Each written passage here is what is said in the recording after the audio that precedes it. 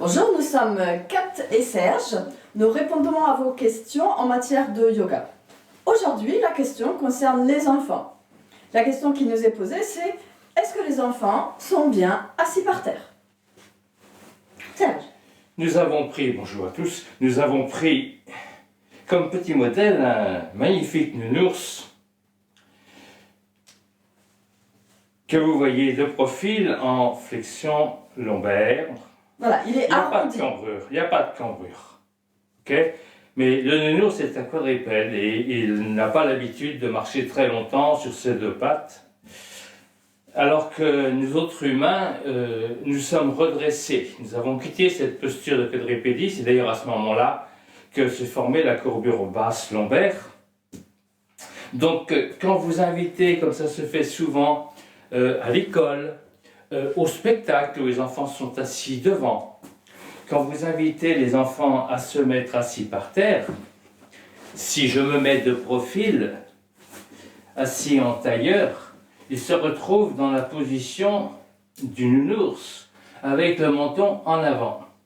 Voilà, alors, la différence c'est que l'ours, il va être tout rond, ça lui pose pas de problème. Serge, il est arrondi ici, mais il a le menton qui part en avant. C'est-à-dire que toute perte de la lordose, de la cambrure basse physiologique se traduit par une hyperlordose cervicale. Et du coup, moi je parle avec ma gorge et je ne peux plus respirer que très petitement en haut. Donc ce qui se perd ici se retrouve là. Et là, c'est pas bon. C'est pas bon d'avoir cette hyperlordose cervicale. Ça perturbe, hein, c'est une compression des cervicales. Je vois même des vidéos d'enseignants ou d'instituteurs bien intentionnés, très généreux, qui proposent des séances de méditation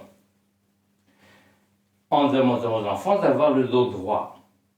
Et je vois des effondrements ou bien une tension extrême qui fait une cambrure ici haute, très haute, qui bloque ma respiration là encore. Ici, c'est une zone de fragilité. C'est la zone dorso-lombaire en fait. Hein. C'est là où on arrive au bas des vertèbres dorsales et au début des vertèbres lombaires. C'est une zone de fragilité. Voilà. Donc, comment amener le calme quand on est dans la volonté de se redresser avec les muscles superficiels du dos qui ne sont pas faits pour travailler longtemps? Et en plus, on induit aux enfants une perte au niveau de la proprioception, c'est-à-dire de penser comme normal. La position qu'on rencontre le plus souvent, c'est celle du canapé, celle du siège de voiture. Invitez-les à s'asseoir sur un support, sur un coussin qui va incliner, déverser leur bassin. Et là, les muscles profonds du dos vont travailler.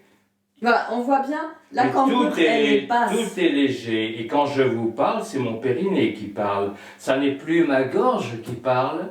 Ça n'est pas la même voix, ça n'est pas la même respiration. Et là, je vous parle avec mon périnée, simplement parce que j'ai basculé mon bassin en fléchissant légèrement mes hanches, pas en me redressant par la volonté, tiens-toi droit, l'injonction parentale, désespérée par la position de leur progéniture. Disons que les parents, ils ont du mal à se tenir droit aussi, hein, si je peux me permettre. De plus en plus, bien. Alors, si on n'a pas de coussin, des petites briques de yoga, une couverture pliée, mais quelque chose de la hauteur, pour justement ne pas être dans cette effondrement. Pour que jamais vos genoux ne soient plus hauts que vos hanches. Voilà. Voilà, merci. À bientôt pour de nouvelles vidéos. Pensez à vous abonner sur notre chaîne qui est toute nouvelle. Soutenez-nous, abonnez-vous et partagez. Merci, bye bye.